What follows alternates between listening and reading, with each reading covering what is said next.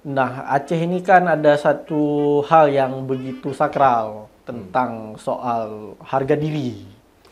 Nah, jadi pulau ini bukan hanya soal dihitung dengan material, tentu masyarakat Aceh ketika disentuh harga dirinya itu menjadi soal dan itu dibuktikan secara historis kan gitu, secara sejarahnya sangat sulit itu menaklukkan sebuah harga diri bangsa Aceh. Gubernur kita, Mualim, itu kan juga sudah sangat konsisten ya saya lihat dan juga saya apresiasi lah untuk gerakan untuk kemudian memperjuangkan pulau. Bahkan semalam ada duduk antara DPD, DPR, Forbes segala macam dan menjumpai Kemendagri dan juga memberikan satu pernyataan yang tegas untuk pulau tersebut bahwasanya milik Aceh. Sarannya angkat senjata. Enggak, canda. Visabili Ya, Aceh. kan Visabili Aceh.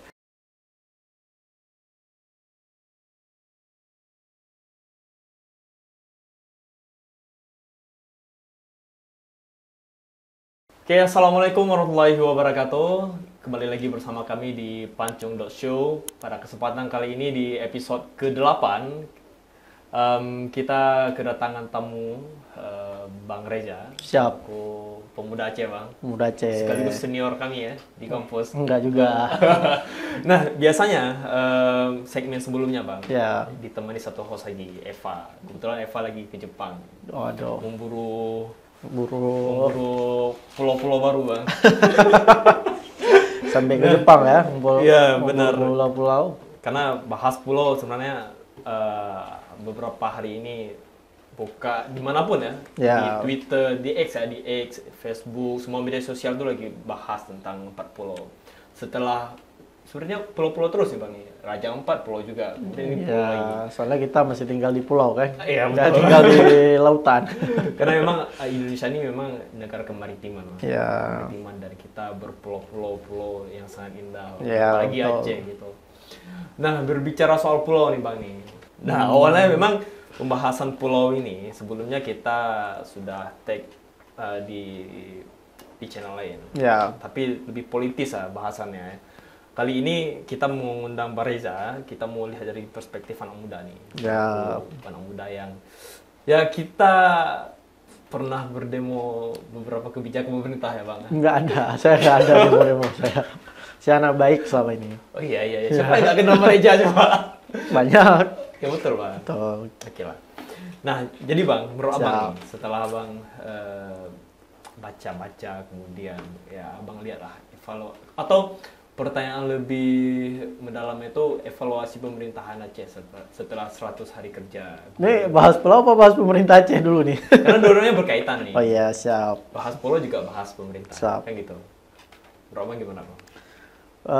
Nah, ini sudut pandang sebagai orang yang awam lah kan gitu. Tentu sebagai salah satu anak muda yang memang ya bisa dibilang sedikit sedikit saja mengikuti terkait dengan ya kebijakan pemerintah. Sebenarnya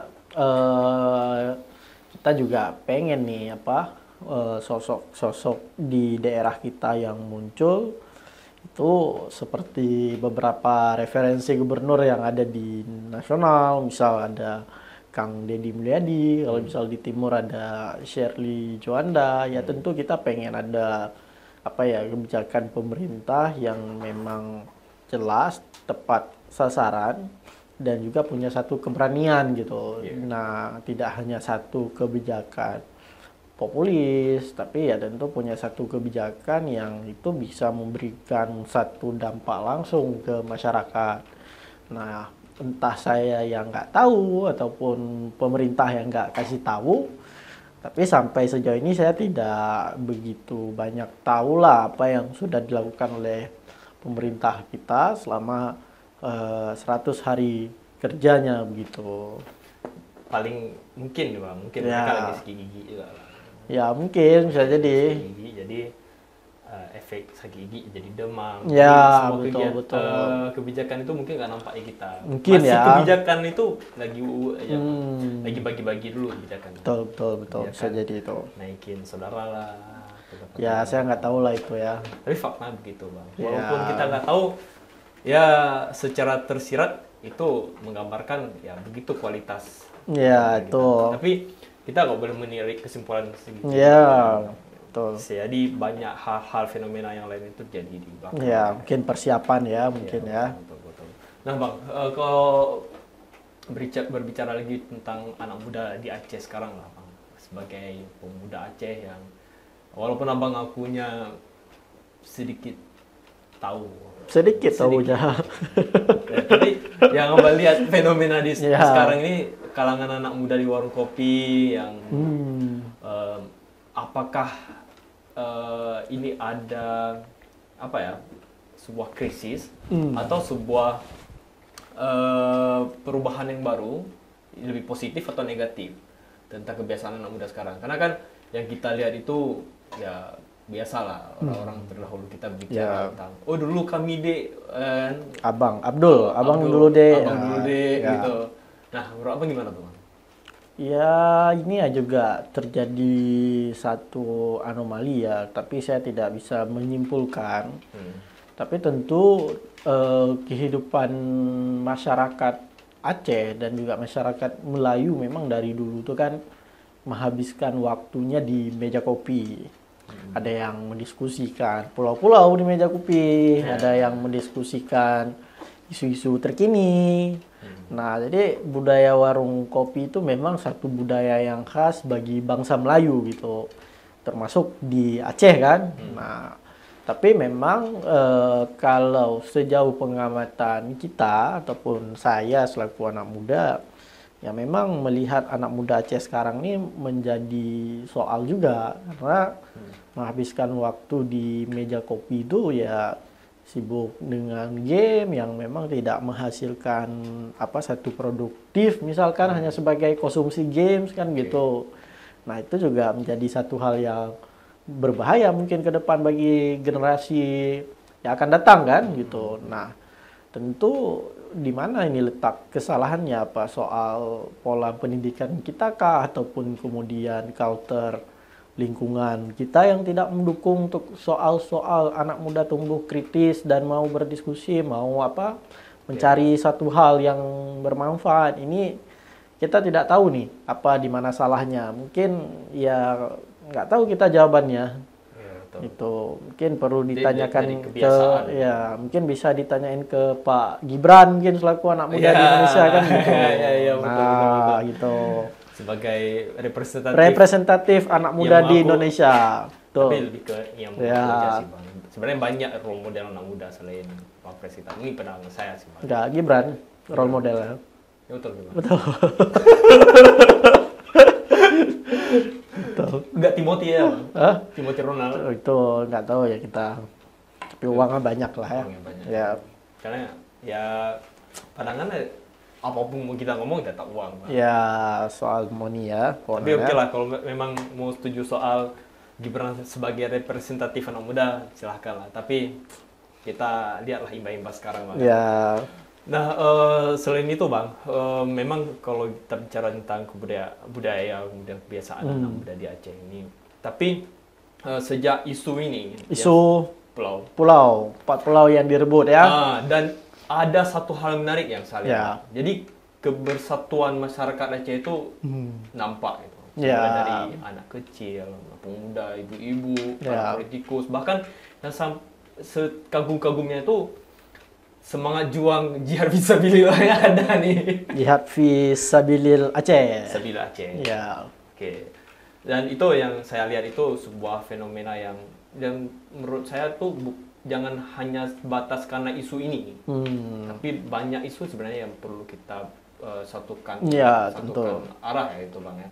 Jadi jangan sampai satu blok dukung, satu blok tolak gitu. Ya. Nah itu yang menjadi sebuah semangat baru ya. Dan saya kira pun orang di luar Aceh pun melihat Aceh dengan karakter semangat juang yang tinggi, semangat mempertahankan kedaulatan gitu. Itu menjadi nilai plus bagi Aceh. Nah, abang melihat itu nggak sih? Melihat.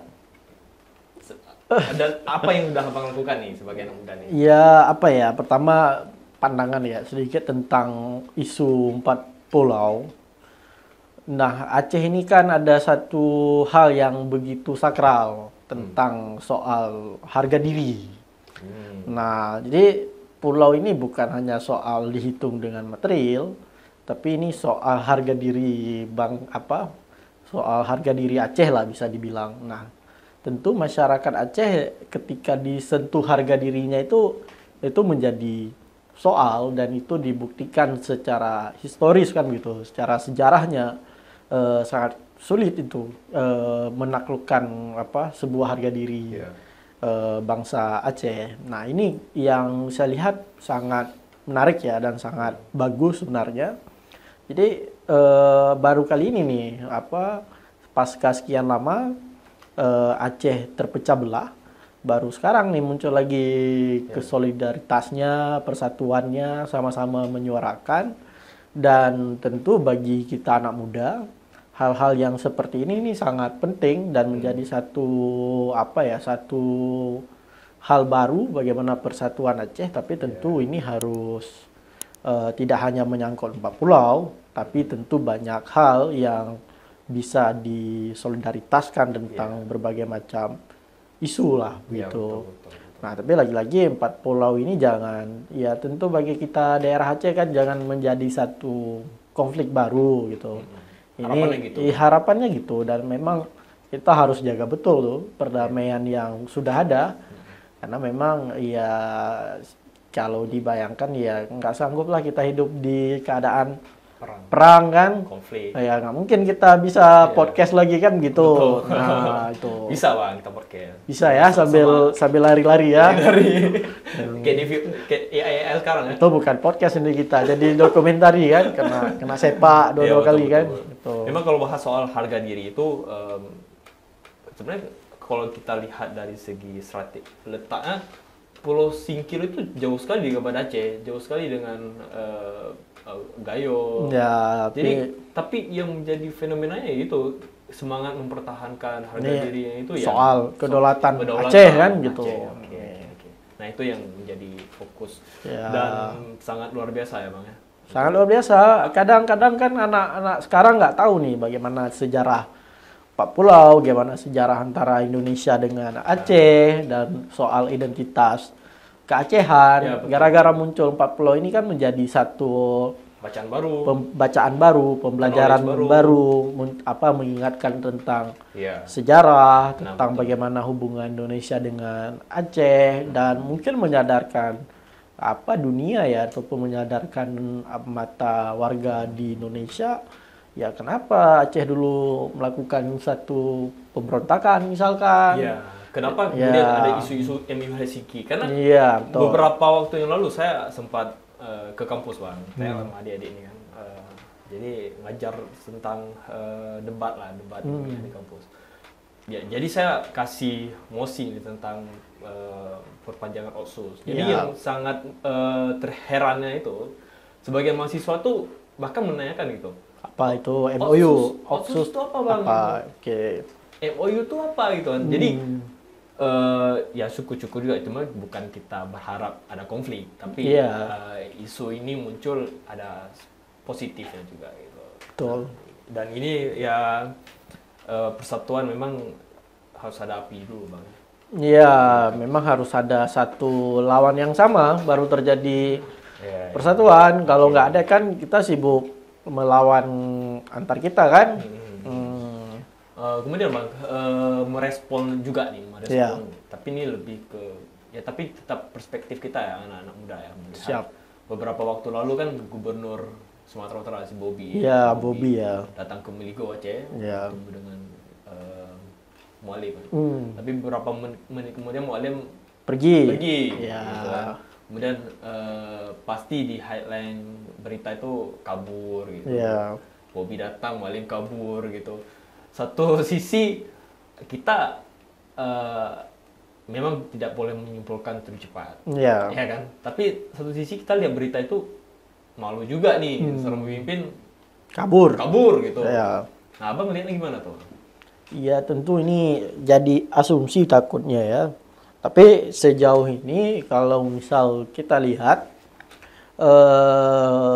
nggak tahu ya apa karena desakan atau mungkin karena dorongan dari masyarakat, tapi yang jelas gubernur kita Mualim itu kan juga sudah apa ya sudah sangat konsisten ya saya lihat, dan juga saya apresiasi lah untuk apa gerakan untuk kemudian memperjuangkan pulau. Bahkan semalam ada duduk antara DPD, DPR, Forbes segala macam, dan menjumpai Kemendagri dan juga memberikan satu pernyataan yang tegas untuk pulau tersebut bahwasanya milik Aceh. Ya maka ya saya lihat kemarin itu ya mungkin bisa jadi kabur ataupun bisa jadi dia tidak ingin mendiskusikan dengan Bobby kan gitu. Nah, tentu ini juga menjadi satu hal yang menarik, tapi terlepas daripada itu kalau bagi saya sih anak muda ngelihatnya terlepas daripada 4 pulau itu soal apa masuk ke dalam ranah Aceh, tapi yang penting soal semangat menjaga perdamaian, kemudian juga tidak munculnya konflik antara apa BK dan BL gitu. Ini harus di ini, jangan sampai nanti apa pejabat-pejabat kita yang sering ke Medan justru dirampok di sana kan gitu. Padahal pejabat kita kan sering juga main ke Medan gitu. Dan bahkan masyarakat pejabat Medan juga sering main ke Aceh. Ya, kan juga banyak sebenarnya masyarakat Aceh yang di sana supaya tidak terjadi nanti pertikaian. Jadi memang dalam ranah gerakan memperjuangkan 4 pulau ini sangat penting untuk kemudian tetap menjaga perdamaian-perdamaian tersebut gitu. Memang kalau lagi-lagi bahas soal pulau itu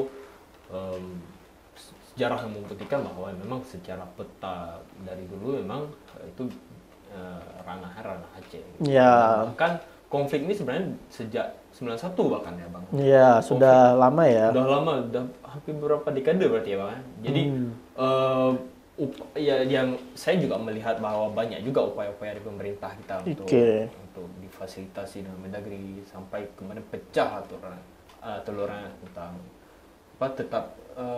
peraturan menteri Bang. Iya, Kepmen ya, keputusan menteri ya. Betul. Nah, oke Bang.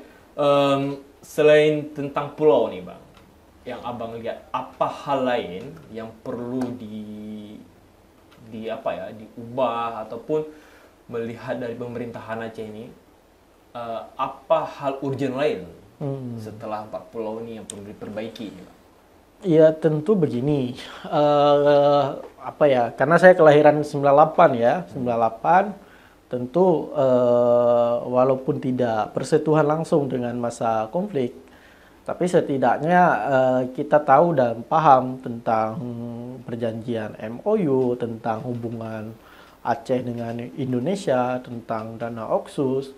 Tapi lagi-lagi isu 4 pulau ini saya rasa harus menjadi satu pintu masuk ya untuk memperbaiki Aceh itu sendiri.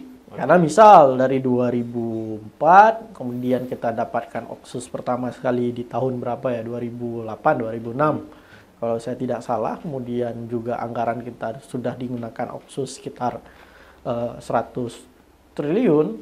Nah kemudian itu juga menjadi hal penting bagaimana kemudian bicara soal infrastruktur di Aceh, bicara soal ekonomi Aceh. Nah kita butuh semangat orang Aceh, semangat seluruh warga Aceh untuk bisa solid seperti memperjuangkan 4 pulau ini juga solid dalam hal berbicara bagaimana pengentasan kemiskinan di Aceh, bicara soal sejauh ini indikasi korupsi di Aceh juga begitu tinggi. Ini kita tidak bisa menyalahkan orang lain terus juga. Kadang-kadang kita juga harus evaluasi terhadap kita sendiri begitu. Makanya betul juga sih, saya jangan terlalu sering menyalahkan orang lain juga sih Bang. Iya. Semangat dari kita nih yang perlu kita kobar-kobarkan lagi. Betul. Mempertahankan. Lagi-lagi mempertahankan itu ya, kesolidan. Iya, persatuan ya. Persatuan gitu. Karena saya jadi teringat beberapa waktu lalu ada salah satu tokoh juga mengingatkan bahwa perlu diingatkan bahwa Aceh itu sebenarnya bangsa, bukan suku. Ya, bangsa Aceh. Ya. Bangsa Aceh. Jadi bangsa terlebih ya. Bangsa terlebih ada rungnya. Terungnya. Jadi mendefinisikan Aceh itu sebagai bangsa, bukan sebagai suku. Okay. Karena bangsa itu lagi-lagi perkumpulan di beberapa suku. Iya. Dan kita punya banyak sekali suku. Banyak sekali suku di Aceh. Dari Sabang sampai ke Tamiang, sampai ke Singkil. Iya, sampai ke Singkil ya. Sampai ke Deli Serdang. Deli Serdang. Walaupun Deli Serdang masuk ke Sumur ya. Nah, itu. Karena beberapa case kawan-kawan di Pulau Jawa sana yang merantau di sana, bahkan mereka sering melaporkan, mereka sering mempertanyakan Gayo itu bagian dari Aceh atau bukan gitu. Jadi karena berbeda ya penyebutan Gayo dan Aceh. Kalau misalkan suku-suku atau kabupaten lain mungkin ada Aceh Timur. Iya, bahasa beda ya. Aceh Selatan. Ya. Atau sukunya nanti di sana ada Jame gitu. Ya, Tapi kalau Gayo ini Gayo luas misalkan. Gayo luas. Jadi orang sama mengartikan. Jadi teman-teman penonton semuanya di luar Aceh perlu, ini sebuah pengetahuan baru Bang ya. Aceh ini sebagai bangsa ya. Bangsa. Yang menjadi keistimewaan Aceh ini mempunyai sebuah selain soal sus, soal budaya itu juga diatur dalam UUPA, dalam Helsinki gitu Bang. Oke Bang, pada akhirnya nih Bang, apa pesan Abang nih terhadap pemuda-pemuda di Aceh nih? Tentunya ya yang penonton lihat yang kita obrolin ini adalah yang kita obrolin di meja kopi juga gitu. Jadi jangan mengklaim bahwa meja kopi tidak selalunya negatif. Betul, gitu. betul. Nah, saran Abang nih ataupun ya rekomendasi lah ya. Sarannya angkat senjata. Enggak, canda. Ya, kan Visabi Aceh. Ya paling penting sebenarnya soal tumbuh dan berkembang ya. Kita sudah Aceh ini kan mengalami begitu panjang terhadap konflik, terhadap perang, dan itu kan berpengaruh terhadap pendidikan di Aceh. Nah, ini menjadi satu hal yang memang Aceh ini butuh satu akselerasi yang cepat untuk mengejar ketertinggalan dengan pulau-pulau yang lain, dan Oksus sebenarnya menjadi dana untuk mempercepat akselerasi pertumbuhan di Aceh kan begitu.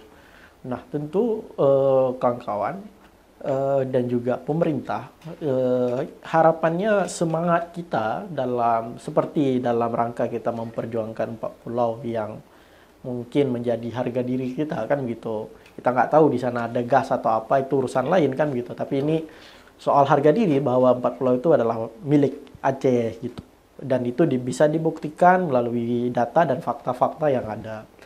Nah, tentu bagi anak muda, terlepas satu pengetahuannya dan juga bagaimana proses mengingatkan kembali terhadap pengetahuan sejarah, ini menjadi satu cambuk bagi kita bahwasanya sangat penting mengetahui identitas Aceh, sejarah Aceh, dan ini menjadi modal bagi kita anak muda dalam rangka menentukan arah kita ke depan. Dalam artian ya partisipasilah dalam memajukan Aceh. Tentu partisipasinya kan banyak hal, tidak dengan cara menghabiskan waktu yang tidak penting, dengan tidak produktif. Kan waktu-waktu yang harus dihabiskan seperti Aliul misalkan menjadi host podcast kan gitu. Nah, mungkin ini hal-hal yang produktif lah yang bisa kita lakukan gitu teman-teman. Ya. Sebenarnya nggak harus contoh saya juga. Ya, tapi Aliul lah menjadi role model bagi anak muda, bukan Gibran, kawan-kawan. Sebenarnya kalau teman-teman mau profiling Mbak Reza ini nanti silakan. Ya, boleh bisa kenalnya. Oke teman-teman, pada akhirnya kita kesimpulan ataupun sebuah pengetahuan baru tentang kondisi saat ini di Aceh. Dan kami inilah representatif anak muda di Aceh. Ya, enggak. Mungkin. Itu klaim kita lah. Klaim kami berdua ya. Walaupun di luar sana banyak sekali yang lebih dari kita. Yang lebih keren, dan yang kami sampaikan ini adalah fakta-fakta yang terjadi di Aceh. Dan isu-isu ini berkembang dan dan semangat ini terus berkembang. Betul, Dan betul. kami mengucapkan terima kasih kepada seluruh elemen masyarakat yang sudah konsisten memperjuangkan ini Bang dan menjaga perdamaian ini, dan kita berharap seluruh elemen ini terus terjaga ya. Terus terjaga dan merawat ya. Ini terus terjaga sampai kapan-kapan. Sampai meledak perang. Dan kami sarankan kepada pemerintah Aceh jangan hanya sampai di sini. Betul. Masyarakat, kalau pemerintah mau, masyarakat juga mau. Betul. Masyarakat lapar ini soalnya kan. Ya betul, karena lapar kali Bang. Tapi kalau misalkan dua-duanya lapar itu lebih asik. Iya. Yang susahnya satu kenyang. Karena itu bisa jadi jadi unik juga. Kadang masyarakat protes ini karena lapar. Karena kan biasanya orang lapar cepat marah kan gitu. Kadang Aceh sedang di kondisi kelaparan kan. Protes lapar terus nih. Podcast terus nih, Pak. Podcast pun lapar juga, siapa podcast lapar juga. Mas Satria ada ketawa-ketawa.